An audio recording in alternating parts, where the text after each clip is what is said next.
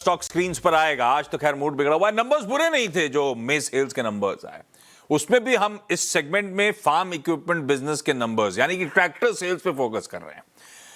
मई में year on year 22% का jump, domestic sales 23% बढ़ी, एक्सपोर्ट सेल्स 7% बढ़ी। नंबर्स पे बातचीत करने के लिए एमएनएम के फार्म इक्विपमेंट बिजनेस के प्रेसिडेंट विजय नाकरा साहब आपको आपकी स्क्रीन पर नजर आएंगे। Vijay sir, thank you so much जुड़ने के लिए। नंबर्स तो on the face of it बढ़िया रहे। अच्छा, अप्रैल में 20% की ग्रोथ थी, उसके बाद मई में 23% की ग्रोथ और एक्सेलरेट करती हुई नजर आई, तो सेट है Q1 यानी कि इस फाइनेंशियल ईयर की शुरुआत तो इंक्रेडिबली स्ट्रांग नोट पर हो रही है। विजय सर, पहले ये समझाओ, ये आंकड़े जो हैं ये क्या मेरली चैनल फिलिंग के हैं कि अपकमिंग खरीफ सीजन है उससे पहले, या फिर ये वाकई होलसेल डिमांड के साथ पेस रख पा रही है रिटेल डिमांड भी? ऑन ग्राउंड हो क्या रहा है? बिल्कुल मैच कर रही है। जैसे जो रिटेल डेटा है, डिलीवरीज है, रजिस्ट्रेशंस हैं, अगर आप वो डेटा को अगर आप देखो तो it is not just about channel filling. Ground में भी डिमांड स्ट्रांग रहा है, क्योंकि जो सीजन का जो टाइम है वो टिपिकली अब शुरू हुआ है, ऑलरेडी शुरू हो चुका है और वो एंड जुलाई तक चलेगा।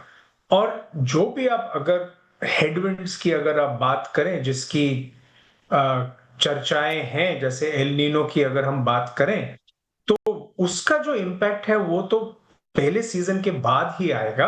और ट्रैक्टर इंडस्ट्री हिस्टोरिकल डेटा अगर देखा जाए तो 40 के तकरीबन 40% के तकरीबन की जो सेल होती है वो इन पहले 4 महीनों में हो जाती है।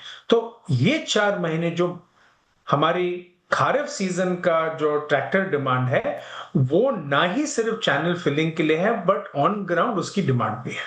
तो सिर्फ ऐसा नहीं है कि होलसेल ट्रैक्शन है, चैनल फिल करने की कोशिश हो रही है, आप कह रहे हो रिटेल साइड पे भी डिमांड मोमेंटम स्ट्रांग है। अच्छा, इसमें एक्सपोर्ट अप्रैल मंथ में तो गजब का आया था, 30% का सर्ज। मई में आते आते केवल 7% साल दर, हाँ पॉजिटिव जरूर था लेकिन 7% की ग्रोथ देखने को मिली। क्या हो गया? इंटरनेशनल मोमेंटम कूल ऑफ क्यों हो रहा है? क्या ये वो जियोपॉलिटिकल, वो ईरान स्ट्रेट ऑफ हॉर्मुज वाला मामला, शिपिंग को लेकर दिक्कतें, यूएस और यूके के, यूएस या यूरोप के कह लीजिए एग्री मार्केट्स का प्रेशर, ये सब उसका रिफ्लेक्शन है क्या? चल क्या रहा है एक्सपोर्ट मार्केट में, क्यों ठंडा पड़ गया? नहीं, एक्चुअली इसको भी हम दो भागों में, दो हिस्सों में डिस्कस कर सकते हैं। एक, जैसे आपने कहा, जो क्रिटिकल मार्केट्स है, चाहे आप यूएस की बात कर लें या ब्राजील की बात कर लें या टर्की की बात कर लें, जो बड़े ट्रैक्टर के मार्केट होते हैं दुनिया में, और बाकी है जैसे अफ्रीका हो गए, साउथ एशिया हो गया, ऐसे कई और देश हैं जहां हम बेचते हैं। तो अगर हम अफ्रीका और बाकी देशों की बात करें तो वहां बढ़ोतरी बहुत हुई है, काफी हुई है पिछले साल से। बट अगर हम टर्की और नॉर्थ अमेरिका की बात करें तो वहां तो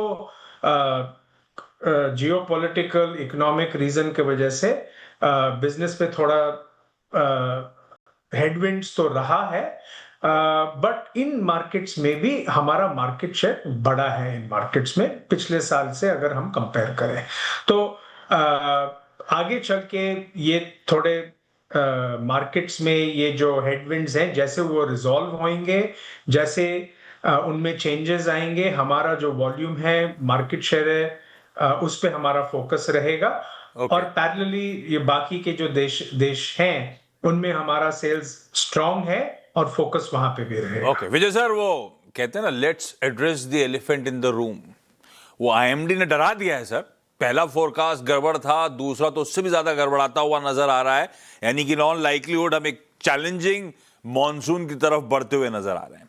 मान लीजिए मॉनसून कमजोर रहता है, या फिर वो जो कहते हैं ना, वो क्या स्पेशल डिस्ट्रीब्यूशन बहुत ज्यादा गड़बड़ा जाता है एग्री मार्केट्स में खास तौर पे, या जो की एग्रीकल्चरल बेसिस हैं, बेल्ट्स हैं उनमें, तो फिर हमारी जो 20% की ग्रोथ ट्रेजेक्टरी की मैपिंग चल रही है, कितनी वल्नरेबल वो ग्रोथ होगी अगर तो ये आईएमडी वाला सिनेरियो प्ले आउट होता हुआ नजर आएगा? देखो, इस पे कोई नंबर या गाइडेंस देना असंभव है, बट मैं ये भी कहना चाहूंगा कि अगर आप हिस्टोरिकल डेटा देखें पिछले ऑलमोस्ट 50 साल का, तो 1977 से अगर आप ट्रैक करोगे तो 16 एल नीनो के इंसिडेंट हुए हैं। उन 16 में से 11 सालों के एल नीनो वाले सालों में ट्रैक्टर इंडस्ट्री पे कोई इंपैक्ट नहीं आया, बल्कि इंडस्ट्री ग्रो करी है। और मैं इसलिए ये कह रहा हूं क्योंकि सिर्फ एल नीनो ही एक फैक्टर नहीं होता है, बाकी कई चीजें आ जाती हैं प्ले में कि उस साल में ट्रैक्टर इंडस्ट्री कैसे परफॉर्म करेगी, क्योंकि टाइमिंग पे डिपेंड करता है एल नीनो का, बारिश के हाँ ये ठीक है। डिस्पर्शन अभी पे मैं डिपेंड समझ, करता है कौन अभी से। कहना बड़ा मुश्किल होगा कि मॉनसून एक्चुअली कैसा होता है और किन बेल्ट्स पे कितना डेफिसिट आता है, तो उसका आकलन करना पड़ेगा। इस बीच वो food inflation, general input cost pressures किस तरह से पैन आउट हो रहे अभी कहना बड़ा मुश्किल है, लेकिन हाँ सिनेरियो आगे का आउटलुक थोड़ा सा उस लिहाज से चैलेंजिंग होता जा रहा है। एक आखिरी सवाल विजय सर, कॉर्पोरेट साइड पर रखता हूं। सप्लाई चेन को लेकर काफी फ्रिक्शंस हैं, कॉस्ट प्रेशर्स बढ़ रहे हैं। आपके फार्म इक्विपमेंट बिजनेस को लेकर कंपोनेंट अवेलेबिलिटी की सिचुएशन क्या है? आपने हाल में एक प्राइस हाइक लिया था, इन्फ्लेशनरी प्रेशर्स ऐसे हैं कि उसे और फर्दर पास ऑन करने की जरूरत पड़ेगी, या फिर आप लोग मार्जिन पे हिट लेने की तैयारी कर रहे हो FY27 में? आपकी डिवीजन क्या तैयारी कर रही है इस तरह की चैलेंजिंग एनवायरनमेंट में?